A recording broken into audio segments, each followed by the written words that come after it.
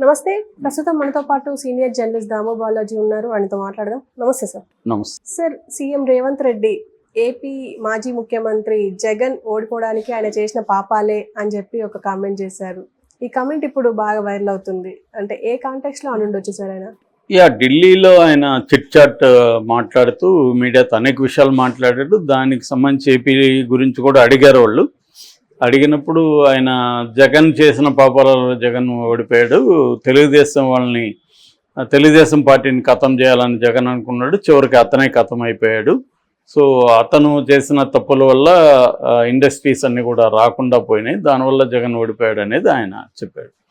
ఒక కాంటెక్స్ట్లో అది కరెక్టే. ఎవరైనా కూడా అంటే ఒక నెగిటివ్ ఓటు వచ్చిందంటే అర్థం వాళ్ళు చేసిన పాపాలనండి లేకపోతే తప్పులనండి ఏదన్నా జగన్ వ్యతిరేక ఓటు అనేది కరెక్ట్. ఎందుకంటే ఎన్నికలకు వెళ్ళింది కూడా జగన్ టాపిక్ మీదనే ఎన్నికలకు వెళ్ళారు. జగన్ ఉండాలా, జగన్ దించేయాలా అనేది మనకి అక్కడ టాపిక్ తప్ప వీళ్ళు మేము అధికారంలోకి వస్తే ఏం చేస్తామనేది వీళ్ళు ఎప్పుడు కూడా చెప్పలేదు. అంటే ఒకటి రెండు చెప్పారు తప్ప క్లియర్గా దాని మీద ఎన్నికలు జరగలేదు. సో ప్రధానంగా జగన్ని దించేయాలా అనేదే వీళ్ళు ప్రధానంగా నెగిటివ్ క్యాంపెయిన్ మీదే వీళ్ళు డిపెండ్ అయ్యారు. ఫైనల్గా వీళ్ళు జగన్ తెచ్చిన ల్యాండ్ టైటిలింగ్ యాక్ట్ అనేది మీ కొంపలు ముంచుతాయి, మీ ల్యాండ్ అంతా జగన్ ఆక్యుపై చేసుకుంటాడు అన్న ఒక నెగిటివ్ క్యాంపెయిన్ మీదనే డిపెండ్ అయింది కూటమి అనేది ప్రధానంగా. మనకు పవన్ కళ్యాణ్ స్పీచ్లు చూస్తే కూడా జగన్ దించేయడం మీదనే ఫోకస్ చేశారు తప్ప మేము వస్తే ఏమేమి చేస్తాం అనేది ఎప్పుడు కూడా కాంక్రీట్గా చెప్పలేదు. సో దాని తర్వాత వీళ్ళు సూపర్ 6 అనేవి హామీలు ఇచ్చారు.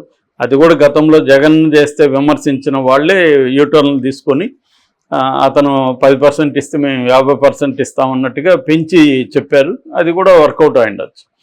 ఏదేమైనా ఎన్నికల్లో అనేక అంశాలు ఒక వ్యక్తి లేదా ఒక పార్టీ ఓడిపోవడానికి కారణమవుతాయి. ఇప్పటికీ జగన్కి 40% వచ్చింది నిజానికి. ఆ రకంగా చూసుకున్నప్పుడు ఓన్లీ సీట్లు తగ్గాయి తప్ప పర్సంటేజ్ పెద్దగా పడిపోలేదు. అంటే కన్వెన్షనల్గా వైసీపీకి 40% ఓట్ అనేది ఉంటుంది. ఎప్పుడైనా స్వింగ్ ఓటర్సే డిసైడ్ చేస్తున్నారు. కన్వెన్షనల్గా ఆంధ్రప్రదేశ్లో 40% వైసీపీకి 40% టీడీపీకి ఓట్ బ్యాంక్ అనేది కామన్. అది అయితే ఈ స్వింగ్ ఓటర్స్ ఉంటారు, అటు ఇటుగా జంప్ చేసేవాళ్ళు, వాళ్ళు మీద అనేక ప్రభావాలు పడవచ్చు. అది జగన్ వ్యతిరేక ఓటుగా మనకి ఎక్కువ కన్వర్ట్ అయింది. నిజానికి ఇదే లాజిక్ అప్లై చేస్తే ఈయన మన రేవంత్ రెడ్డి లాజిక్కే చాలా వాటికి అప్లై చేయొచ్చు. తెలుగుదేశానికి కూడా 2019లో తెలుగుదేశం కూడా 23 సీట్లే కదా. మరి చంద్రబాబు పాపాల వల్లే చంద్రబాబు ఓడిపోయాడు అని చెప్పచ్చా? చెప్పచ్చు, తప్పేం లేదు. ఎందుకంటే ఇది జగన్ కరెక్ట్ అయినప్పుడు అది కూడా కరెక్టే కదా. అట్లాగే రాహుల్ గాంధీ ఎందుకు అనేక రాష్ట్రాల్లో ఫెయిల్ అయింది కాంగ్రెస్? రాహుల్ గాంధీ చేసిన పాపాల వల్ల లేదా కాంగ్రెస్ పాపాల వల్ల ఓడిపోయిందా? ఇప్పుడు ఓన్లీ కేవలం 2 స్టేట్లకి మిగిలింది కాంగ్రెస్ పార్టీ, కర్ణాటక. ఇది మిగతా స్టేట్లో ఏ స్టేట్లో కూడా కాంగ్రెస్ పరిపాలన లేదు, ఒక హిమాచల్ ప్రదేశ్లో తప్ప. సో దీనివల్ల మరి కాంగ్రెస్ని కూడా ఇదే అనొచ్చు కదా, వాళ్ళు చేసిన పాపాల వల్లే వాళ్ళు ఇదని. కాబట్టి ఇది ఏంటంటే జనరల్గా చెప్పదలుచుకుంటే అందరికీ ఇదే చెప్పేయచ్చు, కేసీఆర్ చేసిన పాపాల వల్ల కేసీఆర్ పోయాడని. సో ఓవరాల్గా ఏంటంటే జగన్ పట్ల ఇతను వ్యతిరేకత ఈ స్టేట్మెంట్లో తెలుస్తుంది మనకి. జగన్కి రేవంత్ రెడ్డికి పడదు. అది కూడా చెప్పాడు, కొంతమంది వైసీపీ ఎంపీలు నన్ను కలిస్తే కూడా వాళ్ళని తిట్టాడంట అని. ఉండొచ్చు, రేపొద్దున ఇతను ఎమ్మెల్యేలు వెళ్ళి జగన్ కలిస్తే ఇతను తిట్టడా? ఖచ్చితంగా ఇవన్నీ జరుగుతాయి. అంటే మాకు తెలియకుండా ఎందుకు పోయి కలిసావని. ఎందుకంటే క్లియర్గా రేవంత్ రెడ్డి చంద్రబాబు ఒకటే అనే విషయం అందరికీ తెలుసు. ఇక్కడ ఎందుకు పోటీ చేయలేదు చంద్రబాబు గతంలో మొన్న అసెంబ్లీకి, అది కూడా చెప్పాడు రేవంత్ రెడ్డి. పోటీ చేస్తుంటే మీ పరిస్థితి ఏంటంటే, పోటీ చేస్తుంటే 10% ఓట్లు వచ్చేది వాళ్ళకి, దానివల్ల మాకు ఇబ్బంది అయ్యిండదు అని చెప్పాడు. కాబట్టే కదా పోటీ చేయలేదు. పోటీ చేయకపోవడం వల్ల కదా ఇతనికి మేలు జరిగింది. అందువల్ల ఖచ్చితంగా రేవంత్ రెడ్డి జగన్ని ఎనిమిగా చూస్తాడు.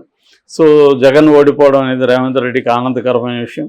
సో అందుకని ఆయన పాపాల వల్ల ఓడిపోయాడు అనేది చెప్తాడు. కానీ ఈ స్టేట్మెంట్ అనేది అందరికీ వర్తిస్తుంది. రేపు పొద్దున్న రేవంత్ రెడ్డికి ఇక్కడ నెక్స్ట్ మళ్ళీ గెలవాలి కదా, గెలకపోతే అప్పుడు కూడా పాపాల వల్ల అని చెప్పచ్చు. ఏదేమైనా ఆయన చెప్పిన దాంట్లో వాస్తవం ఉంది. అట్లని అది కొంత ఎనిమిటీని కూడా సూచిస్తుంది. చెప్పే పద్ధతి ఏంటంటే జగన్ మామూలుగా ఇదే విషయాన్ని వేరే రకంగా కూడా చెప్పచ్చు. జగన్ కొన్ని తప్పులు చేశాడు, పొరపాట్లు చేశాడు, దానివల్ల ఓడిపోయాడు, ఇప్పుడు రెక్టిఫై చేసుకుంటారు, మళ్ళీ వస్తారనేది పాజిటివ్ స్టేట్మెంట్. లేదు మనకి నెగిటివ్ ఉంటే అవతల వాడి మీద వాడు పాపాలు చేశాడు, పోయాడు, నాశనం అయిపోయాడు అనేది కూడా చెప్పచ్చు. అంటే నేను చెప్పే పద్ధతిని బట్టి అవతల వ్యక్తి మీద నీ అభిప్రాయం ఏంటనేది మనం గ్రహించవచ్చు. సో ఇప్పుడు జగన్ పార్టీలో వాళ్ళు కావచ్చు, జగన్ శ్రేయోభిలాషులు కావచ్చు, వాళ్ళు ఎలా చెప్తున్నారంటే జగన్ కొన్ని తప్పులు చేశాడు, పార్టీని పట్టించుకోలేదు, ఎమ్మెల్యేలను పట్టించుకోలేదు, ఎంపీలను పట్టించుకోలేదు, తర్వాత సీఎంఓల మీదనే నమ్మాడు, సీఎంఓలో ధనంజయ రెడ్డి కావచ్చు, సజ్జల అడ్వైజర్ సజ్జలు కావచ్చు, ఇలాంటి వాళ్ళకి వదిలేసి తను ఇది చేశాడు. అట్లాగే మీడియాని పట్టించుకోలేదు,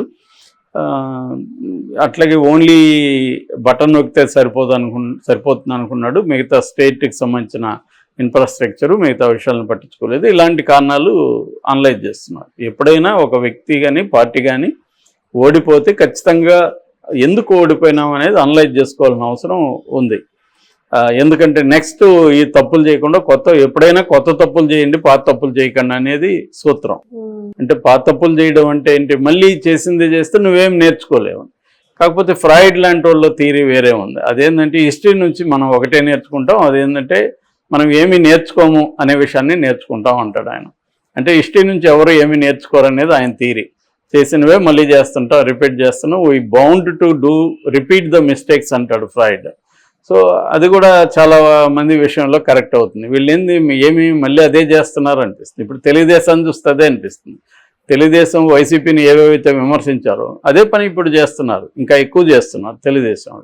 అంటే వైసీపీ వాళ్ళు ప్రత్యర్థుల మీద పగ తీర్చుకోవడం, కొట్టడం, వాళ్ళని కేసులు పెట్టడం, ఇవన్నీ చేశారు. అదే పని ఇప్పుడు వీళ్ళు చేస్తున్నారు కదా, కేసులు పెడుతున్నారు, వాళ్ళని జైలుకి పంపిస్తున్నారు, వాళ్ళ మీద దాడులు చేయిస్తున్నారు, వాళ్ళని లెజిటిమసీని దెబ్బతీస్తున్నారు, క్యారెక్టర్ అసాసినేషన్ చేస్తున్నారు.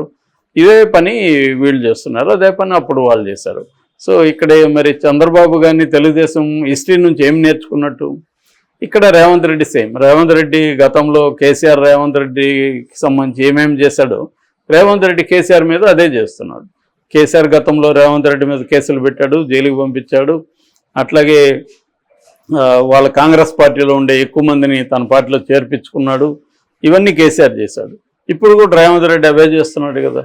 సో పార్టీలో ఉండేవాళ్ళని లాక్కుంటున్నాడు, కేసులు పెడుతున్నాడు, అరెస్టులు చేయిస్తున్నాడు, తవ్వుతున్నాడు, స్కాములంతా అదే పని రేవంత్ రెడ్డి. మరి రేవంత్ రెడ్డి ఏమి హిస్టరీ నుంచి నేర్చుకున్నాడు?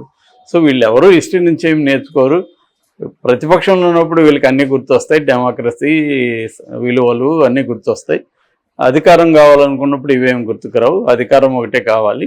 అట్లాగే అధికారంలోకి వచ్చిన తర్వాత ప్రత్యర్థులను తొక్కేయాలని వీళ్ళు అనుకుంటాడు. ఇప్పుడు రేవంత్ రెడ్డి ఏమన్నాడు, టీడీపీని ఖతం చేయాలని జగన్ అనుకున్నాడు, జగనే ఖతం అయిపోయాడు అన్నాడు. సో కాబట్టి ఇదేంటంటే చెప్పేందుకు నీతులు ఉన్నాయి అన్నట్టుగా వేరే వాళ్ళకి చెప్పడానికి అందరి దగ్గర నీతులు ఉంటాయి. రేవంత్ రెడ్డి కూడా అతీతుడేం కాదు, ఆయన కూడా ఒక హ్యూమన్ బీయింగే. కాబట్టి హ్యూమన్ బీయింగ్లో ఉండే అన్ని మంచి లక్షణాలు అవలక్షణాలు అన్నీ ఆయనలో కూడా ఉంటాయి.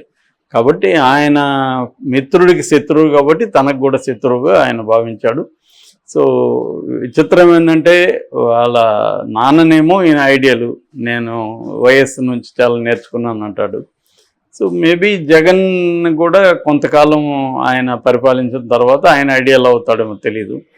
ఏదేమైనా రేవంత్ రెడ్డి స్టేట్మెంట్ అనేది కొంతవరకు వాస్తవము. అంటే ఎవరు పాపాల తప్పులు అనేది పక్కన పెడితే ఆయన మీద నెగిటివ్ వచ్చిందంటే జగన్ తప్పులు చేశాడని అర్థం. సమీక్షించుకునే పనిలో ఉన్నారు. ఎవరైనా మళ్ళీ అధికారంలోకి రావాలంటే ఖచ్చితంగా వాళ్ళు సమీక్షించుకోవాలి ఆనెస్ట్గా. ఆ పని ఆయన చేస్తున్నాడు. ఇక్కడ కేసీఆర్ కూడా అందరిని పిలిపించి మాట్లాడుతున్నాడు. అది తప్పదు, ఎవరికైనా అది ఓటమిలో ఉన్నప్పుడు ఎవరైనా నేర్చుకోవాలి, సమీక్షించుకోవాలి, దీన్ని నెక్స్ట్ ఎలా ముందుకు వెళ్ళాలనేది ఆలోచించాలి. ఈ లోపల ఎట్లాగో అధికారంలో వాళ్ళు తప్పులు చేస్తారు, అవి మళ్ళీ పనికి వస్తాయి, వీళ్ళకి నెగిటివ్ ఓటు వస్తుంది. సో అది ఇది రిపీట్స్. మళ్ళీ ఇక్కడ కార్ల్ మార్క్స్ కొటేషన్ చెప్పాలంటే history repeats it self, it some times as tragedy, some times as farts. So అదే జరుగుతుంది ఇక్కడ కూడా. Okay sir, thank you.